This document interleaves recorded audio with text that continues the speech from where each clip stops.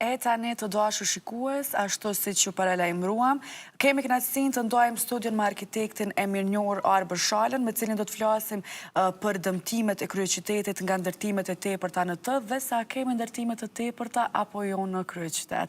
Mirëmëngjesi dhe mirë se erdhën në emisionin Alarm. Mirëmëngjesi, kënaqësi me qenë me ju. Faleminderit për ftesën. Kënaqësi edhe për neve të kemi në studio edhe të diskutojmë për këtë temë. Fillimisht a mendoni se Prishtina është një qytet i shëndetshëm për të jetuar sot? Fatkeqësisht Prishtina është një prej qyteteve shumë ndotura dhe sipas shumë matjeve që po bëhen kohën e fundit, Prishtina është një nga qytetet më të ndotura në rajon. Sa është i shëndetshëm, ndoshta gjatë periudhës verës është më qetë, më i mirë, më i pastërt, por gjatë periudhës dimrit është shumë qytet i ndotur. Po nga përvoja juaj si arkitekt, si e sheh zhvillimin urban të Prishtinës ndër vite?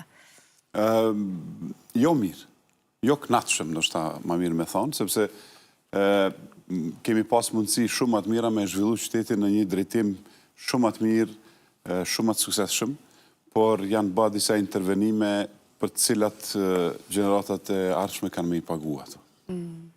Po cili do ishte ndoshta plani infrastrukturor ideal që do të mund të kishte Prishtina?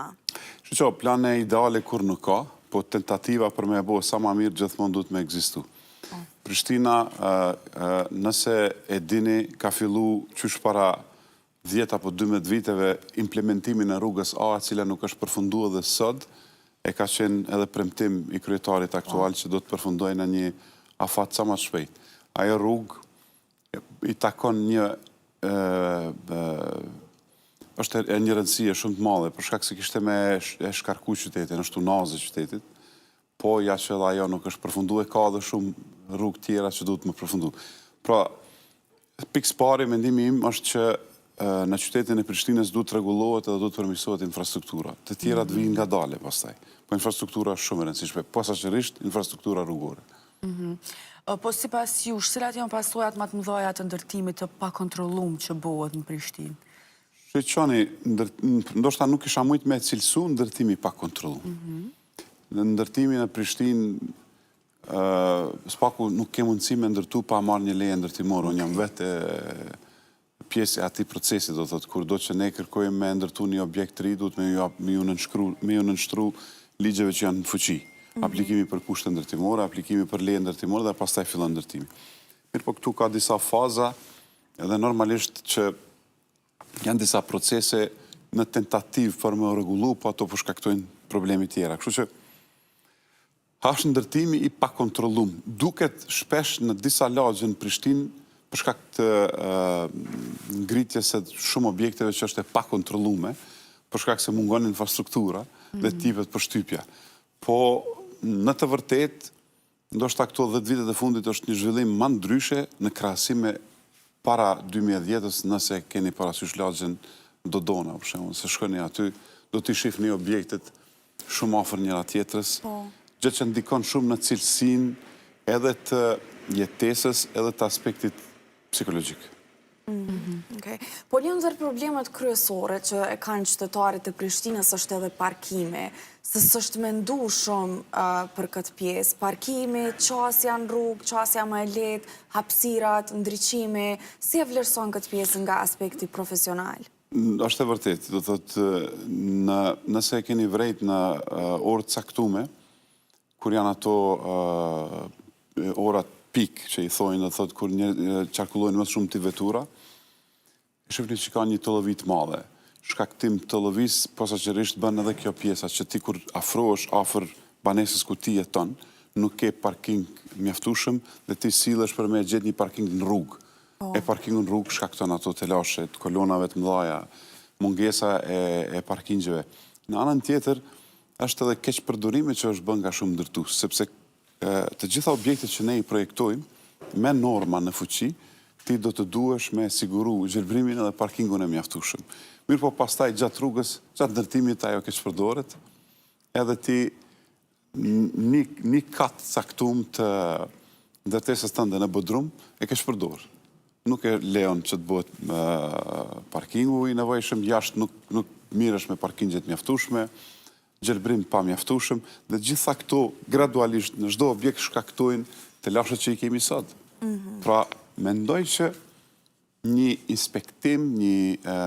inspektim ma i hollësishëm i autoriteteve do të ndikonte që këto gjana dhe të përmirësohesh. A ka mundësi edhe hapësirë me u përmirësu kryesisht kjo çështja e parkingut? Patjetër që ka hapësirë. Gjanat janë planifikuar, projektet kur janë ndërtu janë mendu me ato gjana me u bo. Po, them edhe njëra autoritetet du të me qenë shumë më të involvume në gjithë këtë proces. Janë shumë pak të involvume. Edhe pse me ligj janë të detyrume e bo atë.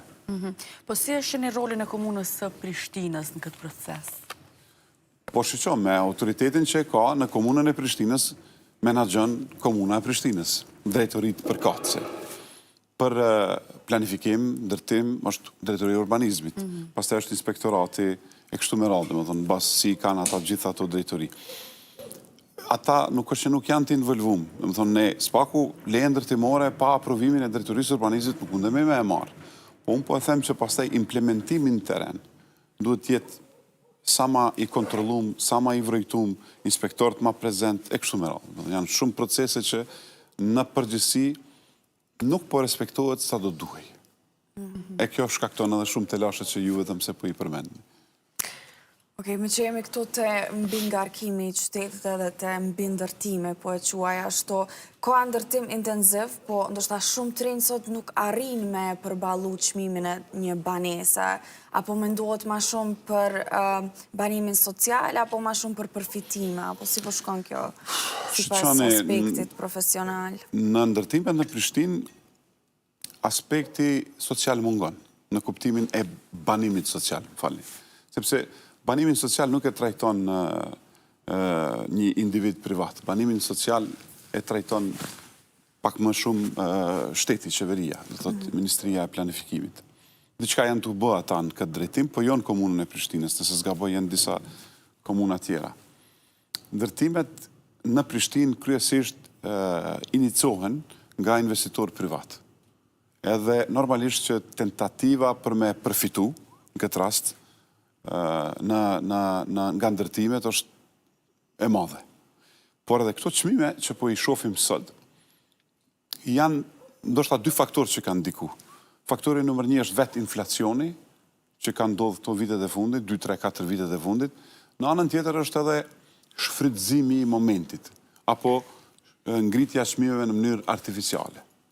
Edhe thot ka shumë, aty tash te ngritja e çmimeve në mënyrë artificiale ka shumë faktorë. Nuk po futem në atë drejtim, po ndikon posaçërisht në këto 3-4 vitet e fundit, sa kam vrejt vetme që jam edhe pjesë shumë proceseve në ndërtim, ka ndoshta edhe mbi 50% të rritjes vlerës së çmimit të një banese. Nga, le të themi kushtimisht në disa zona ku unë i di shumë mirë, banesat kanë qenë 750-800 euro për metër katror, sot nuk ke mundësi me ble nër 1400. Po them 1400 apo 1300 euro. Pra shifni, mos tem 2 fish, që është edhe 100%. Pra kemi rritje të çmimeve mbi 50-60% në total. Kështu që kjo është për rini, ne kemi bën një matje, ka kohë që kemi bën një matje para 8 apo 9 viteve, kemi bën një matje për tregun e Prishtinës, sa kanë mundësi rinia e jonë, 25-26 veçare, kush është, le të themi, për pas përfundimit studimeve apo një qift para martesës, dhe kemi vrejt që në xhepin e tyre nuk ka shumë mjete, dhe pjesa tjetër, le të themi, rreth 20.000 euro, 15.000-20.000 euro i kishin, një pjesë do t'i ndihmonte familja, po një pjesë dërmuese dhe mungonte, pra është banka, po sot mungon shumë. Sot është çmimi është shumë lartë, shumë i lartë, shumë i lartë. Ka shumë faktorë që ndikojnë. Zotri Shala, nëse kështë pas mundësi me ridizajnu një zonë të Prishtinës, cila kishme qenë ajo dhe pse? Shqyqani, Prishtina është e madhe, unë kam projektu disa objekte në zonat ndryshme, po sot për sot më pëlqejnë dy pjesë të rëndësishme qytetit, është lagja ose pjesa qendra 1, qendra 2, ku është kuvendi, edhe është pjesa e lagjës Tophane, në të cilën në të dyja lagjet nuk po ndërmiret asgjë për shkak të dështimit të planeve rregulluese. Po të kisha pas mundësi, unë isha marrë me gjithë qytetin, spari, në aspektin e planifikimit urban. Po cila pjesë ka nevojë kështu urgjente me ndru? Unë po them, edhe ndoshta unë jetoj në pjesën unë jetoj në lagjën Mati 1, edhe ajo pjesë ka nevojë shumë me u intervenu në te, po me ndryshu sot është shumë vështirë, sepse ka shumë ndërtime. Po me shumë dëshirë Top Hanën edhe qendrën e kisha ridizajnu komplet, edhe kisha bërë disa gjana që do të ishin shumë të përshtatshme për qytetin. Po qytetet e tjera, si që ndojnë këtë aspekt të mbi ndërtimet? Unë vi nga qyteti Rahovecit, fatbardhësisht, fatkeqësisht. Qyteti Rahovecit është një prej atyre qyteteve që kanë mbetë shumë mbrapa, ku ka nevojë për shumë punë edhe shumë intervenime, po tu e pas parasysh qytetin e Rahovecit edhe, më falni, shumë qytete tjera që janë si Rahoveci, kam vrejt që edhe në qytete tjera më të mëdhaje ku kam punu në Ferizaj, Prizren, Pej, Gjakov, nuk është të qëndrojnë shumë mirë. Pra, në aspektin e planifikimit urban, mendoj unë që kemi ngecë, kemi vytë me qenë shumë ma të mirë në mënyrë të implementimit planeve, po përbes kohën e fundit që kam pa dhe në Prizren, po saqërisht në Prizren dhe Ferizaj. Për shembull në Ferizaj nuk e di sa e keni vrejt, është një faktor interesant në ndërtimin e godinave ose objekteve shumë katëshe, ku ndërtojnë në 15 nivele, po thuajse pjesa dërmuese e qytetit, 15 kate. Më vjen shumë çudi se si kanë arrit me bë atë, pse 15 nivele, pse nuk ka Laramani, sikurse Prishtina që ka Laramani, diku plani zhvillimor komunal i Prishtinës parashe gjana ma ndryshe në varësit të zonës, edhe qyteti nuk mundet më u zhvillu njëjtë çdo kund, sepse pastaj është një ngarkesë apo një interpretim interesant i qytetit. Qyteti nuk zhvillohet vetëm në një vertikale, duhet me pas një trajtim ndryshe, po nuk po më duket se po lëvizin në drejtimin e duhur. Do me thonë duhet me gjas me pas një farloj laramanie të qyteti. Duhet me pas sepse nuk është se gjitha qytetet janë të rafshta. Edhe me qeni rafsht, ka qytetet që janë të rafshta në përbot, po nuk është një zonë të caktume me trajtu njëjtë si një zonë tjetër. Do të thonë, ka disa rregulla që implementojnë gjanat pak së më ndryshë. Po, a është i rregullum limiti i kateve në krye qytet apo jo të ndërtesave? Po, e thash, planet Prishtina ka planin zhvillimor komunal, plani i cili dështoj tashme u aprovu plani i ri, PZK-ja e re, ka dështu para pak kohësh, po planet edhe qytetet tjera kanë tani harta zonale, si që i thonë, të cilat i parashe plani strategjik i Kosovës, sepse çdo gjë shkon prej qendrës edhe zhvillohet te poshtë. Po çdo qytet ka planin e vet zhvillimor komunal, që i parashe zhvillimin e lagjeve të qytetit vet. E kjo do thot pastaj çdo lagje e ka karakteristikat e veta, çdo lagje zhvillohet ndryshe, ka rrugë ndryshe, edhe konfiguracionin, topografinë e ka ndryshe, kështu që nuk mundet me qenë gjithë njëjta. Mundet me qenë. Një ndër lagjet mund të themi që është një farë kaosi, kështu ose që të paktën të bën përshtypje, siç e shpjegove edhe në aspektin vizual të qytetarëve, është edhe lagja e muaxherëve me gjas. Është kogja shumë e ndërtuar kështu. Si e vlerëson nga aspekti profesional? Një karakteristike çuditshme të lagja e muaxherëve, për shembull janë leju në pjesën më të lartë, apo në pjesën më të sipër me të lagjes, godina shumë të larta, me planin zhvillimor. Ndërsa në gjithë me te është një lagje tjetër e cila nuk po zhvillohet. Dhe ka katëshmëri tjetër. Do njëherë të lejnë përshtypje këtë gjana, sinqerisht, sepse planet rregulluese të qytetit janë punu nga kompanitë e ndryshme, projektuese. Dhe janë aprovu pastaj prej asamblesë komunale. Do të thonë, ne nuk është se kemi aprovu planet reja rregulluese të komunës në komunën e Prishtinës këto vitet e fundit. Po saqërisht gjatë këtij mandati që e kemi kryetarin edhe arkitekt, me sa di unë Hemshiri është aprovu si plan i cili ka qenë të parashihet, ka qenë të aprovohet i parapar që është për 2019 është aprovu tek tash. Zona tjera në zhvillimin e hartave zonale nuk e di sa janë aprovu, po pjesa e muaxhirëve është pjesë e ngarkume, duket e ngarkume për shkak se është leju katëshmëri e madhe. Prandaj edhe ju lën atë përshtypje. Po, a kemi ende hapësira të gjelbërta të mbrojtura në Prishtinë, apo po i humbim edhe ato dita e ditës? Janë këto parqe që i dim ne, dhe më thonë të Prishtina, mirë po, hapësirat e gjelbërta është edhe ky problemi që ju kriju tani mes të, si me thonë, implementimit planit, nëse keni parasysh të sheshin Ana Terez, ku është një paqartësi mes të një leje apo a ka të drejt mu implementua e plan, si do qoftë trajtimi i hapësirave të gjelbra në qytet është i mangët, qytetit i mungojnë, jo vetëm qytetit, po banorëve të qytetit, për pos që ju mungojnë hapësirat e gjelbra, ju mungojnë edhe shtigjet për biçiklist, këmbësorët shumë shpesh e keni vrejt edhe vetë, posaçërisht nanat me karroca, apo fatkeqësisht e them këte personat me aftësit kufizume ndonjëherë dhe nuk kanë ku me lëviz, po lene që ata kanë pengesa, kemi ne pengesa, se shumë shpesh më lënë përshtypje që duhet me hecë mbi vetura për me mbritë një pike caktume, edhe ate po ta uzurpon. Kështu që fatkeqësisht që përpos mungesës së gjelbrimit që duhet mu trajtu shumë mirë dhe me njëherë, këto gjanat tjera më duken do njerë dhe terciale, mos them sekundare, po terciale në raport me pastrimin e qytetit, po shifni që apo ndonë në qytet.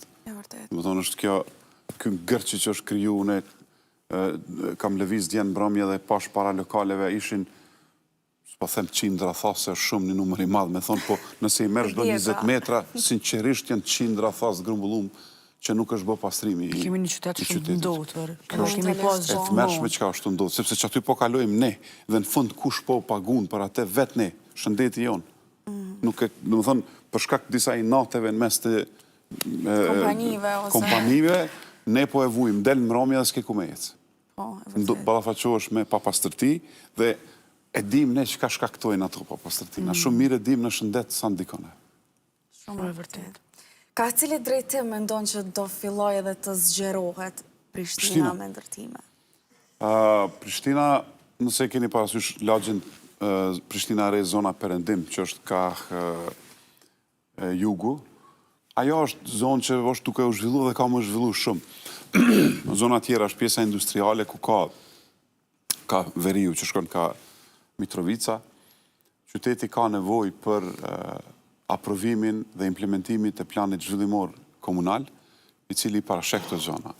Ka potencial, Prishtina ka potencial, Kosova ka potencial, ne kemi potencial. Çka është të ndodhë, ju po e shifni, mos të futemi nga pjesa politike, po na dëmtojnë shumë.